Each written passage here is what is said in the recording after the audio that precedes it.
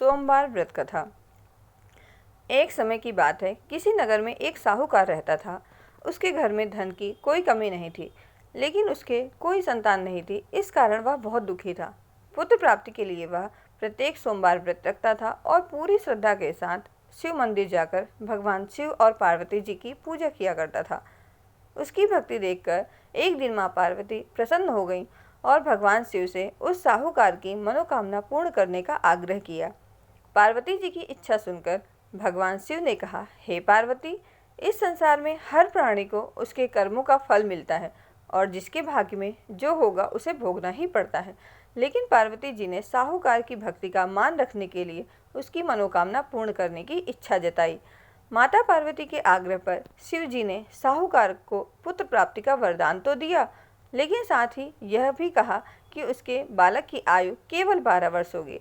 माता पार्वती और भगवान शिव की बातचीत को साहूकार सुन रहा था। उसे ना तो इस बात की खुशी थी और ना ही दुख। वह पहले की भांति शिव जी की पूजा करता रहा। कुछ समय के बाद साहूकार के घर एक पुत्र का जन्म हुआ। जब वह बालक 11 वर्ष का हुआ तो उसे पढ़ने के लिए काशी भेज दिया गया। साहूकार ने पुत्र के मामा को बुलाकर उसे बहुत सारा धन दिया और कहा कि तुम इस बालक को काशी विद्या प्राप्ति के लिए ले जाओ और मार्ग में यज्ञ कराना। जहाँ भी यज्ञ कराओ वहाँ ब्राह्मणों को भोजन कराते और दक्षिणा देते हुए जाना। दोनों मामा भांजे इसी तरह यज्ञ कराते और ब्राह्मणों को दान दक्षिणा देते काशी की ओर चल पड़े। रात में एक नगर पड़ा जहाँ नगर के राजा की कन्या का विवाह था, लेकिन जिस राजकुमार से उसका विवाह होने वाला था वह एक आंख से काना था। राजकुमार के पिता अपने पुत्र के काने होने की बात को छुपाने के लिए एक चाल चली। साहूकार के पुत्र को देखकर उसके मन में एक विचार आया। उसने सोचा, क्यों न इस लड़के को दूल्हा बनाकर राजकुमारी से विवाह करा दूं। विवाह के बाद इसको धन देकर विदा करा दूंगा और राजकुमारी को अपने नगर ले जाऊंगा। लड़के को दूल्हे के वस्त्र पहनाकर राजकुमारी से विवाह कर दिया गया, लेकिन साहूकार का पुत्र ईमानदार था। उसे यह बात न्याय संगत नहीं लगी।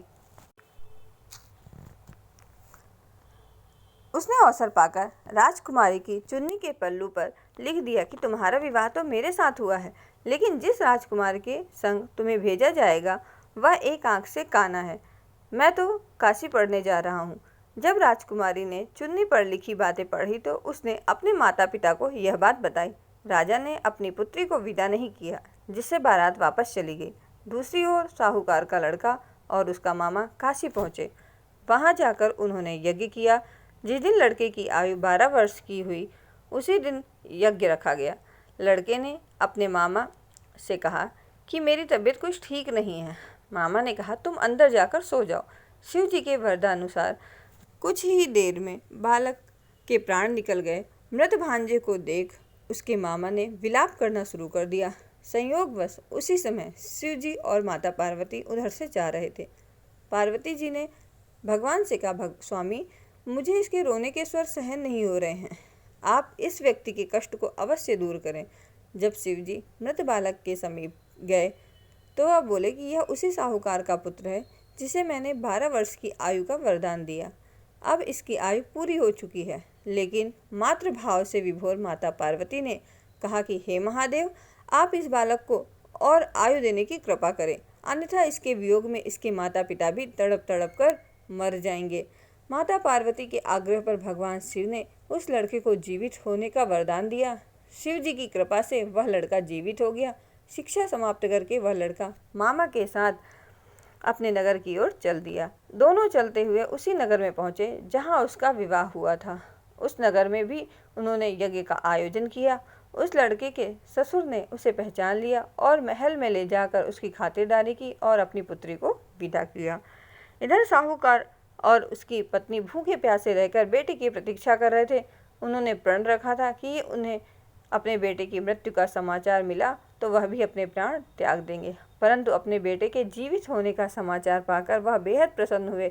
उसी रात भगवान ने व्यापारी के स्वप्न में आकर कहा, हे श्रेष्ठी, मैंने तेरे सोमवार के व्रत करने और व्रत कथा सुनने से प्रसन्न होकर तेरे पुत्र को लंबी आयु प्रदान की है। इसी प्रकार जो कोई सोमवार व्रत करता है या कथा सुनता है और पढ़ता है, उसके सभी दुख दूर होते हैं और समस्त मनोकामनाएं पूर्ण होती हैं।